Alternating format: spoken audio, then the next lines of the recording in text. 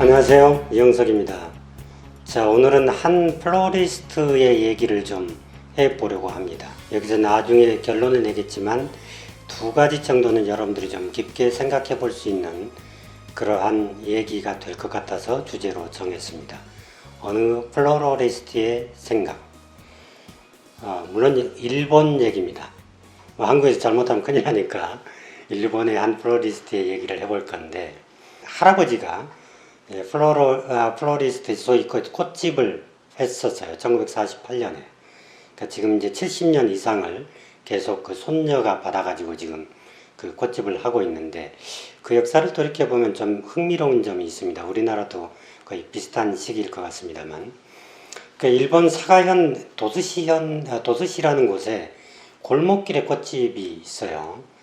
근데 원래 꽃집을 할아버지가 했을 때는 사찰에서 이 꽃꽂이 교실을 하는 것을 위주로 했습니다. 이제 아주 오래전 얘기죠. 그러니까 그때는 이제 야생화를 뜯어다가 그래가지고 이제 꽃꽂이를 가르치는 그러한 상황이었고, 나중에 가서는 이제 관혼상제 이란 꽃을 야생화로 역시 뜯어다가 그걸 했습니다. 그런데 이 화훼 시장이 커졌잖아요. 그러다 보니까 그걸 가지고 관혼상제용으로 전환해서 전문적으로 파는 꽃집으로 이어왔습니다. 손녀가 그것을 보면서 자신도 이제 플로리스트가 되고 싶은 생각을, 꿈을 가지게 된 거죠. 그렇기 때문에 이제 대학을 가지 않고 실업계를 가가지고 이 꽃꽂이를 배웠습니다.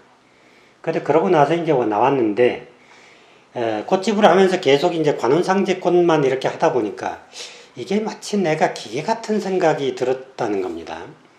내가 계속 그걸 주문받아가지고 하는 거 돈은 좀 되는데, 원래 내가 생각하는 플로리스트의 생활일까? 라는 것에 대한 고민이 짙어졌다는 거죠. 아이를 낳고 나서는 더더욱 그런 생활이 이제 회의를 느끼게 됩니다.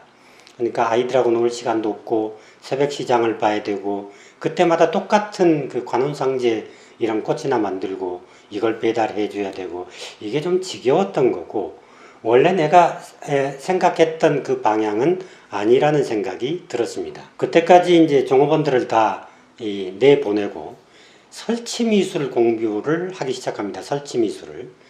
설치미술 공부를 하고서 그 꽃꽂이를 이제 전혀 다른 방향으로 생각을 하게 됩니다. 그러니까 관혼상제 꽃이라든지 일반 선물의 꽃 이런 게 아니고, 설치미술에다가 꽃꽂이를 결합해가지고 뭔가 살아있는 여러 가지 다양한 이 꽃을 심어가지고 그걸 배달해 주거나 정원수로 이렇게 판매를 하거나 이런 방식의 변화를 모색했던 거죠.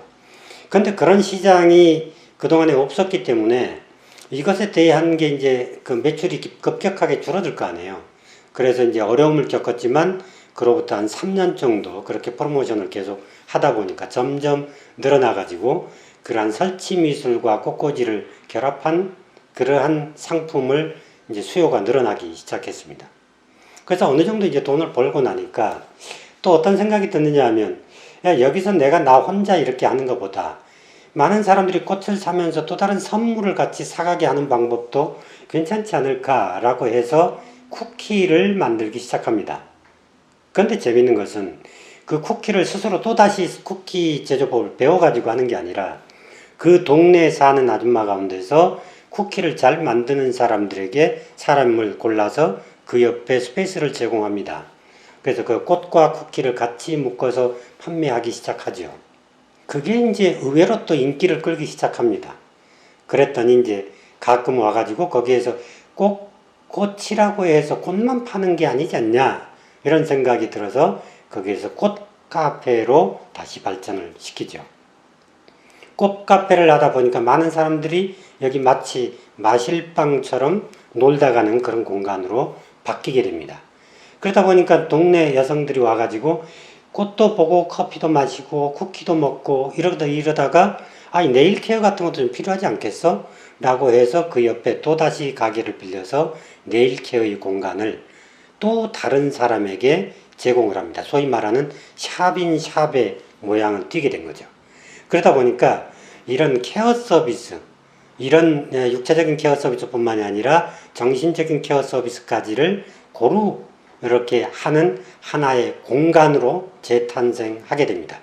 그러니까 동네 사람들하고도 잘 어울리면서 내가 하고 싶은 일을 하면서 모두에게 좋은 이러한 비즈니스 모델로 발전시킨 거죠.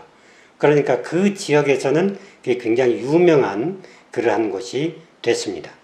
자, 우리나라도 꽃집의 빅데이터를 제가 최근에 분석을 해보니까 지난 3월 이전, 그러니까 코로나가 오기 이전까지는 점포당 1,100만 원 정도의 평균 매출을 올렸습니다. 근데 최근 6월에 보니까 데이터를 보니까 불과 780만 원 정도밖에 올리지 않았어요. 굉장히 많이 떨어졌죠. 근데 사실 여러분들이 돌이켜보세요. 꽃집이라는 게 뭐 이거 생일 축하를 해도 비슷한 꽃, 그 다음에 또 어디 뭐 결혼 축하를 해도 비슷한 꽃, 예쁘기만 하면 다 그게 축하꽃으로 이렇게 배달이 되는 거죠. 이건 아니지 않느냐는 생각이 들어요. 그래서 꽃에 무슨 스토리텔링을 묶어서 이게 좀 가치 있게 만들어낼 것인가, 이것도 한번 생각해 볼 시점이라고 생각합니다. 자, 앞으로 이제 시간이 되면 꽃집에서 어떤 그 비즈니스 모델로 뉴 노멀, 소위 재구성해야 미래의 꽃집 모형이 될 것인가에 대한 얘기를 더 이어서 해볼 생각인데요. 여러분들 이게 혹시 관심이 있으면 거기에 좋아요를 눌러주시고 또 구독을 눌러주시면 바로 이어서 제가 꽃집에 대한 미래 모형을 말씀을 드리겠습니다. 결론입니다. 자, 오늘은 두 가지의 문제인데요. 기존에 있었던 업종을 가지고 계속 해 나가는 게 지금 시점에서 이 포스트 코로나 시대에 맞을 수 있을 것인가에 대한 고민이 첫 번째 필요하다는 것. 그 다음에 두 번째는 우리가 창업이 단지 돈 버는 수단이 아니고 우리가 삶을 영위하는 데 있어서의 하나의 수단이라는 거죠. 그러니까 그런 점을 우리가 좀 생각을 해서 창업할 때도 단지 돈 벌기보다는 내가 좋아하고 내가 가치 있는 것이 이 창업의 아이템과 잘 묶일 수 있도록 생각을 좀 다듬을 필요가 있다. 이런 말씀으로 마무리를 하겠습니다. 고맙습니다.